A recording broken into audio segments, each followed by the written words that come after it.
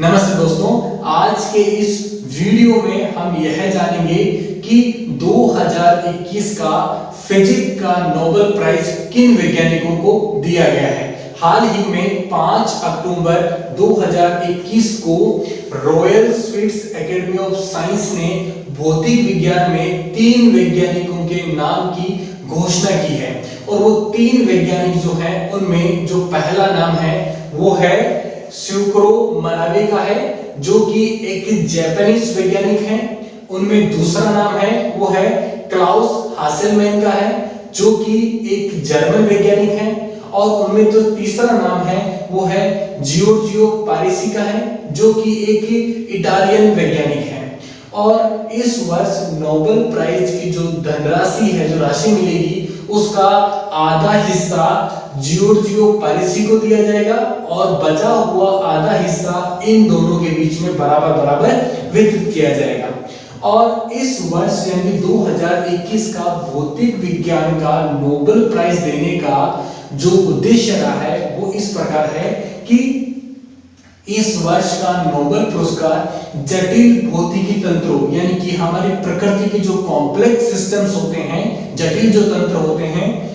के व्यवहार में उतार चढ़ाव तथा उभरते हुए व्यवहार की सटीक भविष्यवाणी के नजरिए से बहुत महत्वपूर्ण बताया। यानी कि इस वर्ष का जो नोबेल प्राइज दिया गया है उसका देने का उद्देश्य है कि हमारी प्रकृति के जो भी जटिल जो सिस्टम्स हैं या कॉम्प्लेक्स सिस्टम्स हैं उनको समझने के लिए जो गणितीय और वैचारिक मॉडल प्रस्तुत किए गए हैं, उन मॉडलों द्वारा जो भी भविष्य में समय के साथ परिवर्तन जो होता है उसके हिसाब से जो भविष्यवाणियां की गई है वो कितनी सार्थक सिद्ध होती हैं। और जिन मॉडलों की भविष्यवाणियां सार्थक सिद्ध हुई है उन्हीं को इस वर्ष का नोबेल पुरस्कार दिया गया है। और इस नोबेल पुरस्कार में जो 2 नाम प्रारंभ में जो लिए गए थे, शुक्रो मनाबे और क्लाउस हासेलमैन, ये दोनों जो वैज्ञानिक हैं वो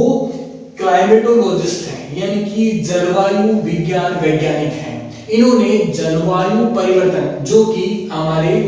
भौतिक विज्ञान का क्या है, एक कॉम्प्लेक्स सिस्टम है, ठीक है, इस कॉम्प्लेक्स सिस्टम के जलवायु परिवर्तन के बारे में इन्होंने जो स्टडी किया और इसको एक्सप्लेन करने के लिए इन्होंने एक मॉडल बनाया और इनको इस वर्ष का जो नोबेल दिया गया किसमें, जलवायु विज्ञान वैज्ञानिकों को। इससे यह तय हुआ कि जलवायु विज्ञान के लिए यह पहला नोबेल प्राइज था। और इनको जिस विषय पर नोबेल प्राइज दिया गया वो विषय था the physical modelling of earth climate, quantifying variability and reliable predicting global warming. यानी कि इसका जो हिंदी रूपांतर मैंने लिखा है, इसका मतलब होता है कि पृथ्वी की जलवायु का भौतिक मॉडलिंग, परिवर्तनशील की मात्रा निर्धारण करना और ग्लोबल वार्मिंग की मजबूती से भविष्यवाणी करना। यानी कि इस वर्ष का जो नोबेल दिया गया है वो केवल भविष्यवाणियों की सार्थकता पर ही दिया गया है। अब हम ये देखते हैं कि इन दोनों वैज्ञानिकों ने समय समय पर किस प्रकार कार्य प्रारंभ किया और कार्य किया। पहले नंबर पर है शुक्रो मनाबे हैं, यानी कि उन्होंने जलवायु परिवर्तन पे जो कार्य किया वो किस प्रकार था कि एस मनाबे, यानी यही है एस मनाबे ने 1960 के दशक में पृथ्वी की जलवायु परिवर्तन को समझने के लिए सरल गणितीय समीकरणों की सहायता से प्रारंभिक जलवायु मॉडल को बनाया। यानी कि 1960 के दशक में उन्होंने सिंपल मैथमेटिक्स का यूज करके और उसको समीकरण का यूज करके उन्होंने जलवायु परिवर्तन को समझने के लिए एक मैथमेटिकली और वैचारिक मॉडल को तैयार किया। ठीक इसी प्रकार जो आपके क्लाउस जो है, इनकी 1970 के दशक में जर्मनी में के हासेलमैन ने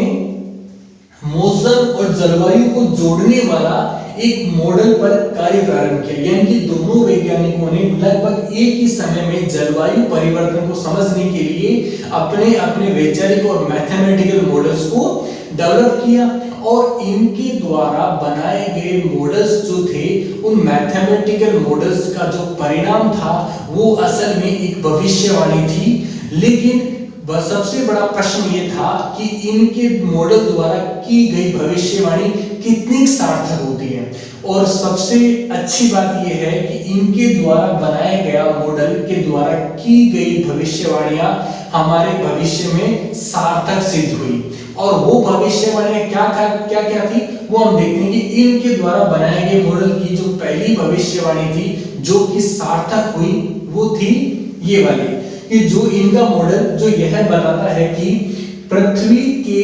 वायुमंडल में कार्बन डाइऑक्साइड के बढ़ते हुए स्तर से सतह पर तापमान में वृद्धि हुई है। यानी कि इन्होंने अपने मैथमेटिकल मॉडल से ये बताया कि अगर लगातार हमारे पृथ्वी ग्रह के वायुमंडल में अगर कार्बन डाइऑक्साइड की मात्रा बढ़ती जाएगी तो हमारी पृथ्वी की जो सतह है उसका तापमान में वृद्धि होगी। ये इनके मॉडल की भविष्यवाणी थी जो कि वर्तमान में हम इसका अनुभव कर रहे हैं कि हमारी पृथ्वी का तापमान जो है वो लगातार बढ़ रहा है, जिसकी वजह क्या है, कार्बन डाइऑक्साइड का जो है वो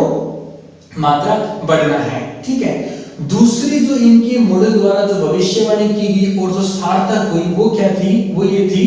कि इस मॉडल ने यह भी बताया कि क्यों CO2 बढ़ने से ग्लोबल वार्मिंग होती है। एग्जैक्टली उन्होंने ये भी समझाया कि कार्बन डाइऑक्साइड के वायुमंडल में मात्रा बढ़ने से जो कि ग्लोबल वार्मिंग का सबसे बड़ा कारण बनेगा, और भविष्य में हम देख रहे हैं हमारे वर्तमान में कि CO2 की मात्रा बढ़ने से ग्लोबल वार्मिंग जो हो रही बहुत ज्यादा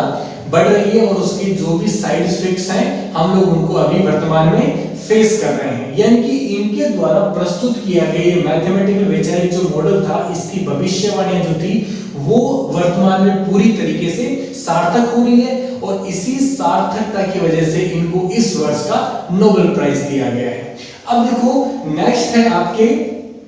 जियोजियो पारेसी हैं। इनको जिस विषय पर नोबेल प्राइज दिया गया है वो विषय क्या है आपका, the discovery of interplay of disorder and fluctuation in physical system from atomic to planetary scale. यानी कि इसका जो हिंदी रूपांतर जो मतलब होगा वो क्या होगा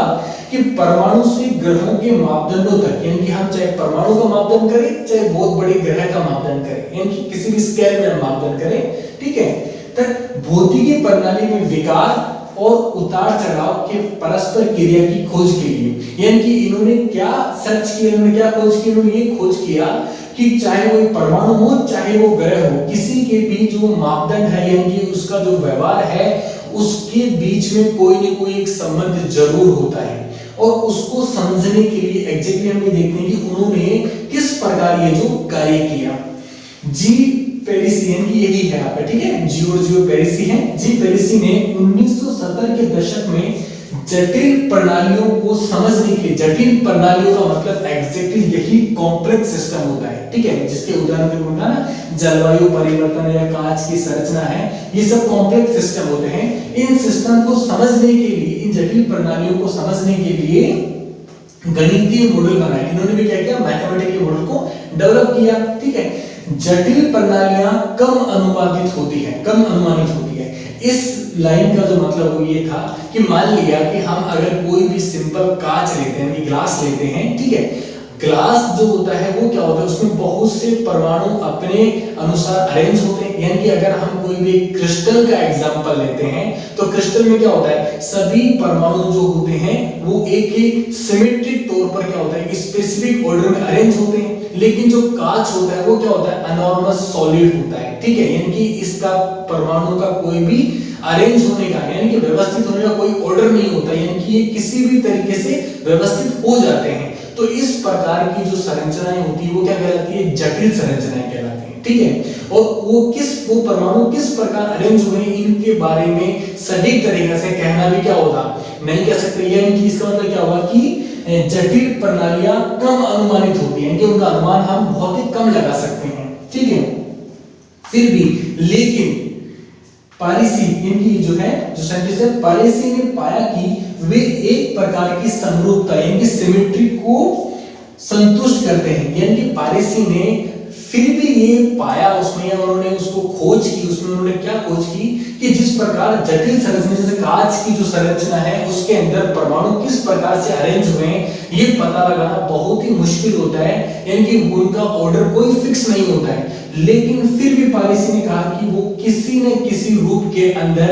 वो प्रकृति या फिर वो जो सिमेट्री है उसको वो जरूर फॉलो करते हैं। ठीक है, तो इनकी संतुष्ट करते हैं। जी पारिसी का सिद्धांत उन प्रणालियों के लिए बहुत उपयोगी साबित हुआ जो पहली नजर में पूरी तरह यादृच्छिक यानी रैंडम प्रतीत होती है। यानी कि इन्होंने जो सिद्धांत दिया वो क्या सिद्धांत दिया कि कोई भी जो जटिल संरचना होती है जिसमें परमाणुओं का अरेंजमेंट है या फिर उनका जो ऑर्डर है वो पता नहीं लगाया जा सकता है, फिर भी उन्होंने कहा कि इसको भी हम एग्जैक्टली मैथमेटिकल मॉडल से एग्जैक्टली हम सॉल्व कर सकते हैं कि हम पता लगा काफी हद तक हम पता लगा सकते हैं कि जो उससे के अंदर परमाणुओं की संरचना किस प्रकार है। इस प्रकार के मॉडल से हमें सबसे बड़ा फायदा क्या हुआ, सबसे बड़ा फायदा ये हुआ हमें कि जो भी जटिल संरचना है जो पहली नजर में देखने में, ठीक है ना, आपका साबित हुआ, जो पहली नजर में पूरी तरह यादृच्छिक नजर आती है, कि पूरी तरह रैंडम नजर आती है, इनके उनका पता लगाना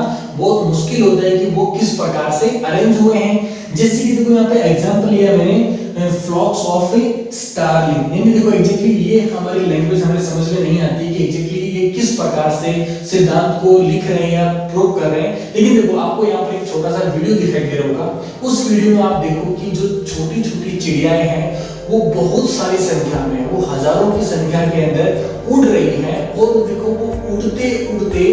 बहुत बार जो है वो विचित्र आकार का शेप ले रही है, अलग अलग आकार का जो है वो स्ट्रक्चर बना रही है। इस स्ट्रक्चर को देख करके हमें ऐसा लगता है जैसे कि ये स्ट्रक्चर एकदम यादृच्छिक है, यानी कि ये स्ट्रक्चर एकदम रैंडमली बन रहा है। इस स्ट्रक्चर का कोई मैथमेटिकल फॉर्मूला नहीं हो सकता या इस स्ट्रक्चर को एग्जैक्टली हम प्रेडिक्ट नहीं कर सकते कि ये स्ट्रक्चर किस प्रकार बना है या किस सिद्धांत से बना है,